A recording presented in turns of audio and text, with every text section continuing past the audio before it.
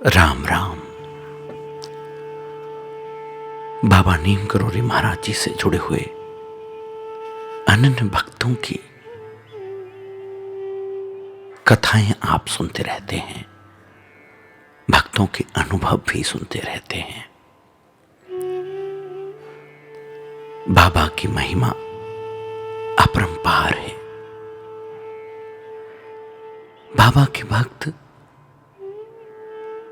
उनकी लीला जब महसूस करते हैं तो वे समझ पाते हैं कि बाबा कितने अंतर्यामी हैं। इन्हीं अनुभवों में से मैंने एक अनुभव पढ़ा। धर्म दृष्टि सच का दर्पण, बाबा नीम करोली विशेषांक 5 में। और ये अनुभव था आगरा की रहने वाली आभा कुलश्रेष्ठ माथुर जी का। मैं आप सबसे इस अनुभव को साझा कर रहा हूं।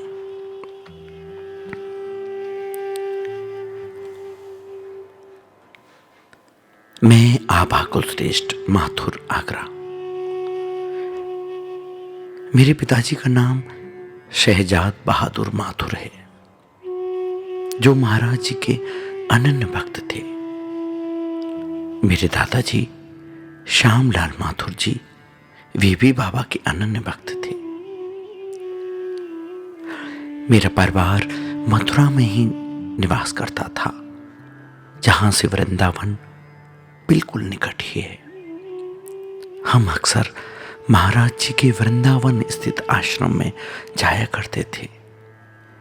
इसी प्रकार देखा जाए तो मेरा बचपन महाराज जी की ही गोदी में ही बीता। हम बच्चे अक्सर महाराज जी के आसपास खेला करते थे। कभी उनके तख्त के नीचे छिप जाते थे, तो कभी प्रसाद के लालच में उनके इर्द गिर्द घूमा करते थे। महाराज जी के प्रति हमारे मन में श्रद्धा और भक्ति शुरू से ही थी। मेरे पिताजी तो उनके वृंदावन आते ही ऑफिस जाना बंद कर देते थे।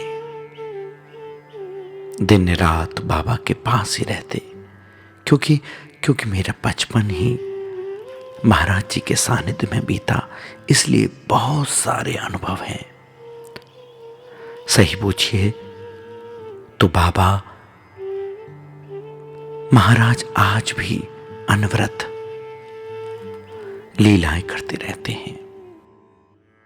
अक्सर ऐसा होता है कि जब हम मंदिर जा रहे होते और सोचते हैं कि काश आज अमुक प्रसाद मिलता।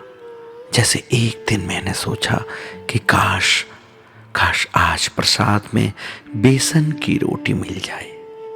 और जब हम वृंदावन पहुंचे तो मैं खुशी से झूम उठी जब देखा आज भोजन प्रसाद में चने की ही रोटी बनी थी। उनकी कृपा की एक बात बताती हूं।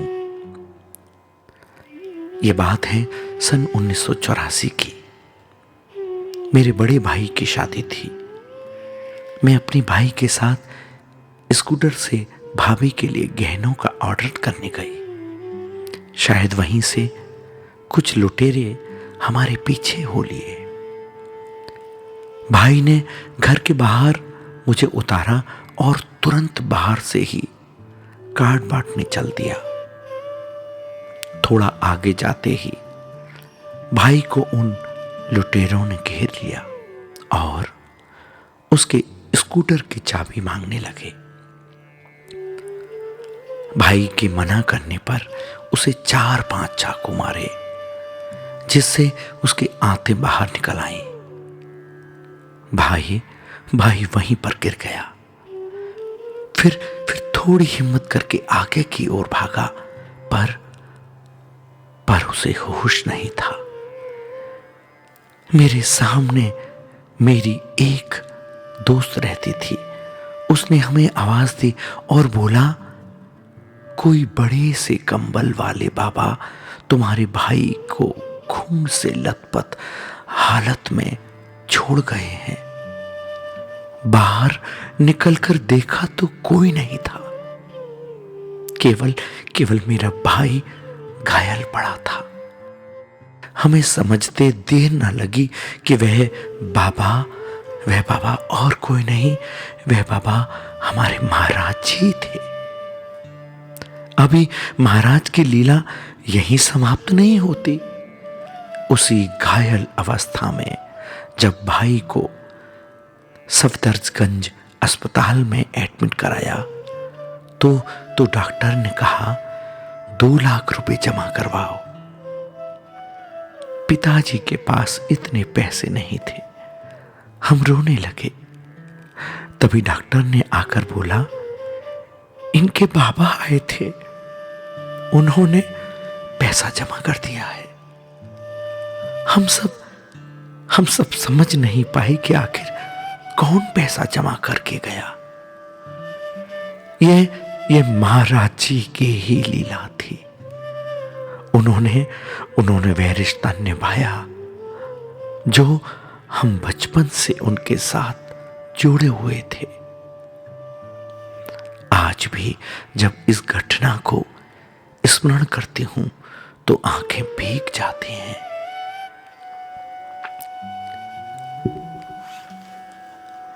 यह सब तो महाराज जी की छोटी छोटी लीलाएं हैं जो अनवरत चलती रहती हैं। जैसे एक बार मेरी माताजी जब बहुत बीमार हो गई तो पिताजी उन्हें बाबा जी के पास ले गए। बाबा ने देखते ही तुरंत कहा, अब कुछ नहीं है। पिताजी को लगा वह शायद बीमारी की बात कर रहे हैं, लेकिन 2 दिन के बाद ही मेरी माताजी की मृत्यु हो गई। तब समझ में आया बाबा ने उन्हें कहा था कि अब इसमें कुछ नहीं है।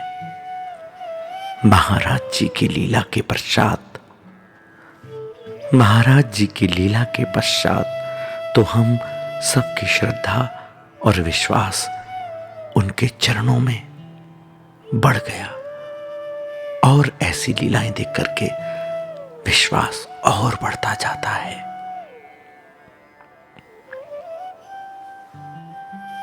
मैं पंडित मनीष शर्मा आगरा से मैंने जब ये वृतांत पढ़ा,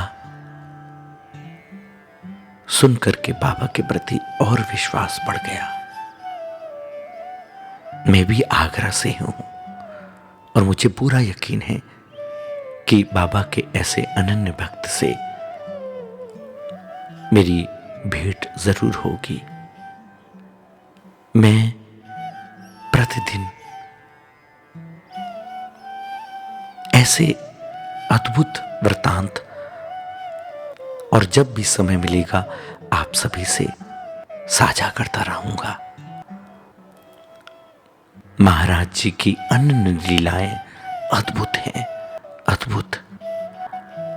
और जो भी महाराज जी के भक्त हैं या महाराज जी के प्रति अपनी श्रद्धा रखते हैं, उनसे यही कहना चाहूंगा कि संसार से लगन भले ही टूट जाए, पर महाराज जी से सच्ची लगन लगाए रखना, क्योंकि संसार का काम है हाथ छोड़ देना, पर बाबा जी, मेरे महाराज जी जब किसी का हाथ पकड़ते हैं तो उसे कभी नहीं छोड़ते। अरे हम निर्दयी हैं जो कभी कभी उनका हाथ छोड़ देते हैं और ये कह देते हैं कि बाबा तुमने ये नहीं किया, वो नहीं किया। अनेक शिकायत बाबा से कर देते हैं।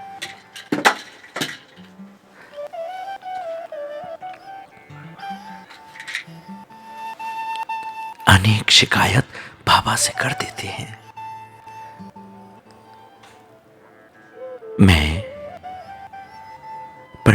मनीष शर्मा धर्म दृष्टि के सच का दर्पण, इनके जो प्रधान संपादक हैं आनंद, मैं पंडित मनीष शर्मा धर्म दृष्टि के जो प्रधान संपादक हैं आदरणीय विनोद शुक्ल जी, उनका हृदय से धन्यवाद करता हूं जो मुझे भी इस पत्रिका से जोड़ा। मैं बहुत आभारी हूं आपका आदरणीय शुक्ल जी। मुझे भी बाबा जी कई लीलाओं से ओतप्रोत करे रहते हैं। जाने कैसे कैसी लीलाएं बाबा करते हैं, मैं खुद नहीं समझ पाता। सच में महाराज जी की लीला अद्भुत है। जय हो बाबा नीम करोरी महाराज, जय हो बाबा नीम करोरी महाराज। आप सभी अगर इस वृतांत को सुने तो आप सब शेयर जरूर कीजिएगा। महाराज जी से हर कोई जुड़ना चाहता है और मैं चाहता हूं कि हर कोई जुड़े, क्योंकि महाराज जी की सादगी अद्भुत अद्भुत, इतना प्यार भक्तों को लुटाया करते हैं कि शायद ये प्यार उनके अलावा और कोई नहीं लौटा सकता। जय हो बाबा नीम करोरी महाराज, जय हो बाबा नीम करोरी महाराज, जय हो।